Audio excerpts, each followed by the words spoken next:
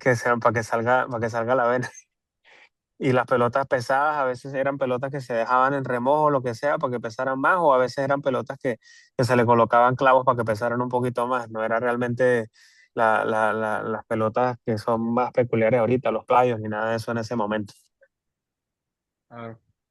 Ahora vamos en el entrenamiento mental y educación del atleta, de lo que estás hablando, que es muy importante, ¿verdad? Porque mayormente lo que separa a los jugadores en la temporada muerta y en la temporada es que la temporada muerta es bien aburrida. No compites, no tienes ese incentivo de que, mira, te están pagando para jugar o estás disfrutando con tus compañeros de equipo. Es como un poquito egoísta. La temporada muerta es egoísta. Tú tienes que pensar acerca de ti, pensar en las cosas que tú tienes que mejorar. Y a veces eso puede ser aburrido porque nosotros somos personas que tendemos a vivir en comunidad, tendemos a vivir, ¿sabes?, compitiendo con unos a los otros. ¿Qué tanto impacta el aspecto mental en el desarrollo físico en la temporada muerta, en tus ojos? No, en mi opinión, el aspecto mental, no solo en la temporada muerta, en absolutamente todo tiene muchísimo valor. Realmente siento que las cosas son mucho más productivas y el aspecto mental es parte de ella. Y si a lo mejor el jugador no tiene noción de la importancia que estamos teniendo en la parte de la temporada muerta o dentro de la temporada, pues para mí es sumamente importante buscar educar en ese sentido, eh, para que se entienda qué es lo que se está buscando. Hay veces que a lo mejor, ok, sí puede tender a ser aburrido, a lo mejor trabajar eso, la parte inicial, esto, para lo otro, pero si explicamos y entendemos, mira, esto es lo que se gana haciendo esto ahorita, podemos estar así, podemos estar asados. Hay ejemplos que son vivos de las cosas buenas. O sea, tú y yo hemos visto ejemplos de muchachos que a lo mejor no están en el radar de un off-season a otro, llegan haciendo un cambio y eso marca un statement literalmente en que ahora son, bueno, ahora los ven como muchachos que realmente tienen oportunidad de estar en la liga, o muchachos que ni siquiera estaban supuestos ahora, ya no estarían en un draft, que porque ya ahora el draft es mucho más corto y están en grandes ligas por la ética del trabajo que a lo mejor que tuvieron en cierto momento. Entonces, es importante utilizar todo recurso, todo ejemplo positivo para que se vea, ok, esto es lo que se está buscando lograr con esto y así a lo mejor esa motivación viene un poco más intrínseca de parte del jugador. Entonces, para mí el aspecto mental es sumamente importante. Obviamente también uno como coach puede tener o sea, uno también tiene que buscar la manera de ser creativo, de hacer las cosas un poco más divertidas, de si, por ejemplo, bueno, me acuerdo los conditioning con pelotas de fútbol americano o con pelotas de tenis. Es algo que yo todavía hago muchísimo y eso, bueno, quita la parte aburrida de estar corriendo y agrega esa pequeña chispa al final, ese pequeño extra, ¿verdad? Entonces, de la misma manera se puede trabajar con cualquier cosa. A veces cuando estamos haciendo planes por ejemplo, estamos trabajando los lanzamientos, un volumen de lanzamientos altos, bueno, hacemos un sistema de puntos y una competencia ahí de que, ok, que le dé más veces a esto gana tantos puntos y así, así, así. Y eso, de cierta manera, mantiene esa competencia y mantiene, dentro de un aspecto sano, mantiene la parte mental pues bastante divertida, como quien dice, todo depende, también hay que conocer las personas con las que está, hay gente que está puesta para lo suyo y solo quiere eso y ya, y prefiere salir de eso así, y hay gente que a lo mejor sí necesita esa motivación adicional. Y este año, para tener también, lo hemos integrado bastante con los muchachos de secundaria, de ponerlos en grupos donde tiene un jugador que lanza duro y un jugador que está por lo menos cerca de esa velocidad para empujar al muchacho que tiene que agarrar milla a subir milla. También hemos hecho lo contrario. Alguien que tiene un comando perfecto, quizá no la misma velocidad, y alguien que tiene 3 o 4 millas más, pero su comando es horrible, y lo ponemos en un ambiente donde él va a sufrir con la persona que lanza bastante strike para que él aprenda a evolucionar. Y la persona que tiene buenos comandos pone ese como que, mira, tengo que vencer a este loco, tengo que lanzar más duro, Ujú. y ambos se benefician de otro. Es como entrenamiento físico, pero también mental, porque nos ayuda a preparar a los muchachos lo que ellos van a ver en la temporada. Tú tienes que competir. Correcto, Y si sí. sufres en competencia y te sientes mal durante la competencia, a nadie le importa. Nobody cares. Si you only have fun if you win. El disfrute es el que gana, como dice Keider Montero. Sí, así mismo. Con respecto a la visualización, pues sabes que en entrenamiento eso nos ayuda bastante. Si tú visualizas que vas a subir un peso, si tú respiras de la manera correcta, ¿cómo tú has usado la visualización con respecto al desarrollo de picheo, con el desarrollo de comando, con incluso el desarrollo de cómo manejar situaciones de presión en el montículo?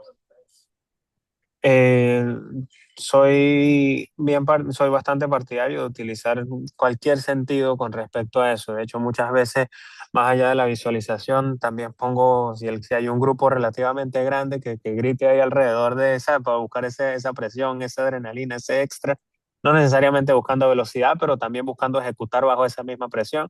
Entonces, soy bastante partidario de eso.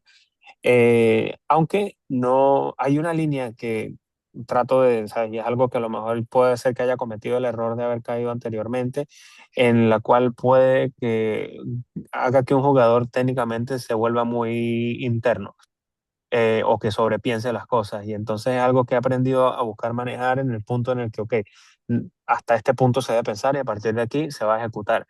Y la visualización ha sido gran parte de eso. Entonces, vamos a decir, muchas veces hablo con un pitcher y le digo, mira, tu momento de visualizar, de prepararte mentalmente para el siguiente lanzamiento es a lo mejor desde que recibes la pelota, vas caminando en un montículo, ese es el momento como de tú hacer todo ese ajuste en cuestión de segundos, pero ya en el momento en el que ya vuelves a poner el pie en la tabla, ya tienes que volver al momento y enfocarte en ejecutar. No puedes estar pensando de lo que está pasando ahí en ese momento.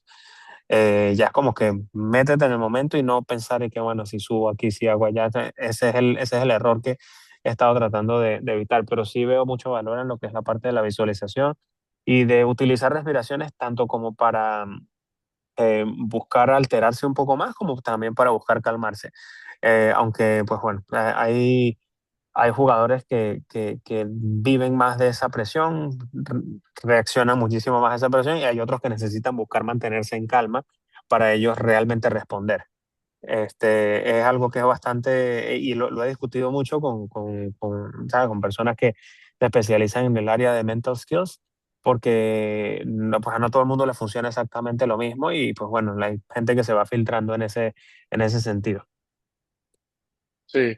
Eh, la visualización ha cambiado la manera en que veo béisbol desde el momento, yo creo que tú estabas ahí cuando él habló de eso, Scubo, que estaba hablando que yo antes de montarme en el montículo, yo veo el picheo que voy a ejecutar y el movimiento que va a hacer y después ejecuto.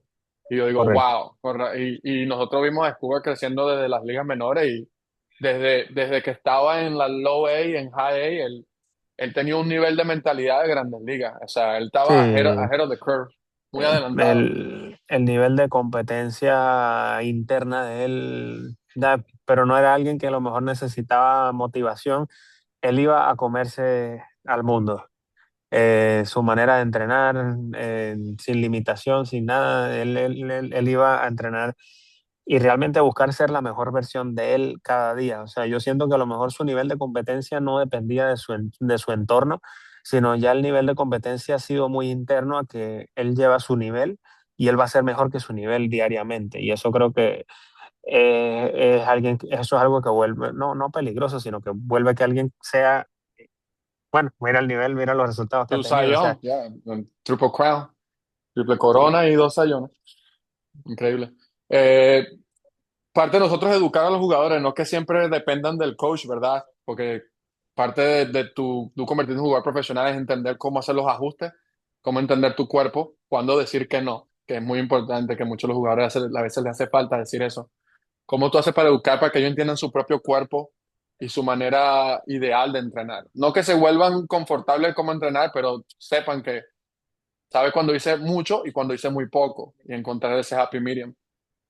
y normalmente a mí me gusta mucho educar a través de las etapas del off-season, porque pues normalmente cuando hacemos cambio de una fase o de otra, es una buena oportunidad porque ellos van a sentir que tengo mucho tiempo que no hago gimnasio con fuerza, a lo mejor estaba haciendo la parte de esta parte general y esta vez hice algo con fuerza, el otro día estoy bien adolorido, estoy bien sore. Ok, bueno, entonces entender que la carga de trabajo fue muchísima más alta de lo que normalmente estás acostumbrado, pero el off-season es un buen momento para eso. Pero es importante entender que eso es algo que no se haría en el medio de una temporada. Entonces, siempre son esos momentos que nos ayudan a buscar educar también con respecto a cuando se hacen ajustes técnicos, todo lo que es la retroalimentación, el feedback que nos puede dar cualquier cosa. Por ejemplo, si estamos tratando de buscar acortar la acción del brazo, se siente incómodo al principio, pero se ve en video que mira lo eficiente que se ve hasta que se van acostumbrando. O hay veces que se va sintiendo un poco más natural y ellos van entendiendo y van viendo y van asumiendo.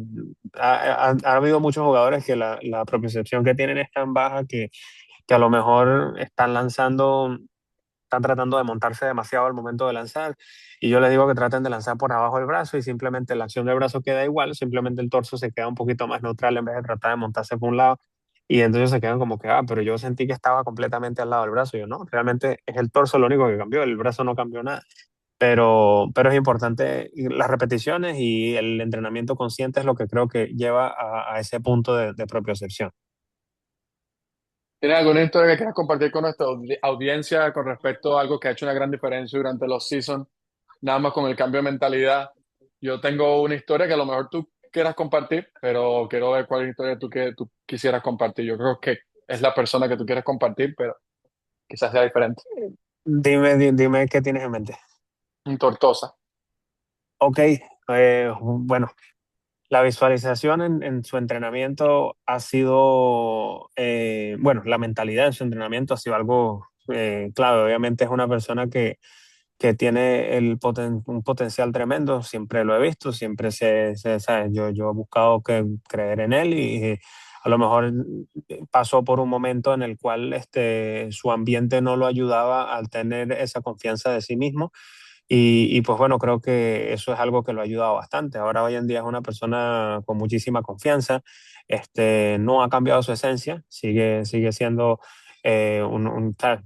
Ahí cuando digo hay que entender la personalidad y el tipo de personas que hay, pero ya es una persona con confianza. Entonces, sí, la mentalidad ha cambiado mucho porque ya él confía en él y él sabe que a lo mejor que él ha sacado a gente que son élites en grandes ligas. Entonces, ya eso es algo que lo está haciendo entender el tipo de rendimiento que él puede llegar a tener. Y bueno, como él hay varios casos, o sea, muchísimos casos. Yo te puedo decir, ok, hace un poco mencionamos a Keider, ¿verdad? Mentalmente Keider ha sido siempre un competidor, ¿verdad? Entonces si tú ves a lo mejor métricamente, no es la cosa más impresionante si tú ves al nivel de la liga, pero la manera en que él ejecuta y el que compite lo hace desempeñarse a un nivel altísimo en la liga. Entonces, eh, eso creo que refleja la importancia de lo que es la mentalidad. Yo sé que durante una off-season uno tiene la oportunidad de trabajar en eso bastante, pero buscar entender la base de eso para mantenerlo durante la temporada y seguir evolucionando internamente durante la temporada, creo que es muy importante. Pero esa Tortosa es definitivamente una muy buena historia con respecto a eso. Sí, Keider, he tenido la Tengo otra. bendición de poderlo verlo durante los años, porque lo iba a visitar cuando juega. Y él me dijo que lo que ha cambiado su carrera sí fue la mentalidad, pero la mentalidad de poner un poquito más de esfuerzo a entender la analítica. Porque él era un lanzador, no un pitcher. Él tenía un poquito de stuff, pero él lanzaba, él no pichaba. Y aprendió, Sí, como te dice, la secuencia, dónde lanzar su picheo, con qué intensidad lanzarlo, y eso le ha ayudado bastante porque ha estado 2 años en Grandes Ligas y Dios mediante muchos más que le den esa bendición. sí. Otro caso que te puedo dar es AJ Ladwin. Eso es un caso buenísimo. Obviamente él estaba en un momento bastante bien parado en la organización, pero llegó un punto que de acuerdo a cómo no subía su velocidad, una persona que lanzaba muchísimo strike, pues a lo mejor salió de planes de organización y llegó al punto en el que él estaba considerando fuertemente el retiro en ese momento. Él había trabajado y llegó un punto en el que él a lo mejor no creía que él estaba preparado para jugar en Grandes Ligas. Yo se lo repetía, yo dije, lo obligaba a decírselo en el guante él mismo, que eran Grandes Ligas, que eran Grandes Ligas. Y me acuerdo en el momento en el que a lo mejor recibió el release. Nosotros trabajamos en un parquito, en un parquecito de softball, soltábamos mientras le salía algo, mientras eso, estando en Pensilvania, en Erie. Y bueno, luego le salió la oportunidad de volver con los Marlins y a final de temporada que llega a Grandes Ligas me llama sin poder cómo explicarme de que sí iba a subir a Grandes Ligas y bueno, jugó, o sea lo que sea que no hayan continuado más adelante, es que Para mí es una historia que me da muchísimo orgullo porque sé que lo que es la parte de la mentalidad y lo que es la parte de creer en él fue algo que cambió y que lo hizo llegar a eso. Sí, uno de los pilares de VRX que tratamos de inculcar en persona y en remoto es, el primer paso para la mejora es creer en ti. Y si no crees en ti, nosotros vamos a creer por ti, pero va a llegar un punto donde tú tienes que creer en ti, porque si nunca crees en ti, no va a llegar a ningún sitio. cien Perfecto, por esto nos ciento lleva al bloque 4, desarrollo de habilidades en el off-season. ¿Cómo te aseguras que lo que te trabajas en el gimnasio se te va a transferir realmente al rendimiento en el campo? O sea, tú dices que vamos a trabajar